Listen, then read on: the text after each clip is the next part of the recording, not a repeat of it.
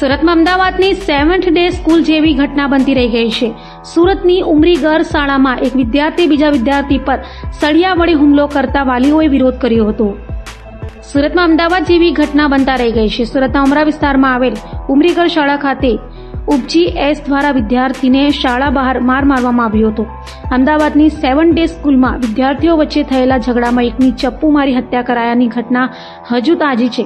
ત્યાં સુરતની શાળામાં વિદ્યાર્થી બીજા વિદ્યાર્થી સાથે થયેલી માથાકૂટ બાદ સળિયા વડે હુમલો કર્યો હતો, જેને લઈ વાલીઓ રોષે ભરાયા હતા અને શાળાએ પહોંચી ઉપજી એસ સામે કાર્યવાહીની માંગ કરવામાં આવી હતી।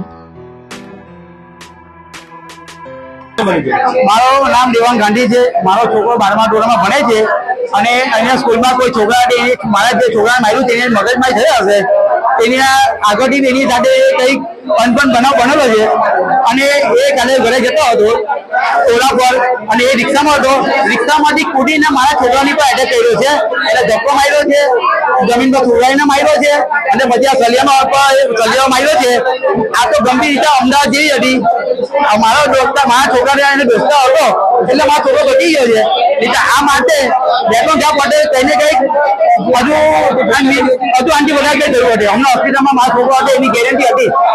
સ્કૂલ તરફથી રિસ્પોન્સ સારો મળે છે। અમે અત્યારે એના પેરેન્ટ સાથે ચર્ચા કરવાના છે, પછી કરવાના છે।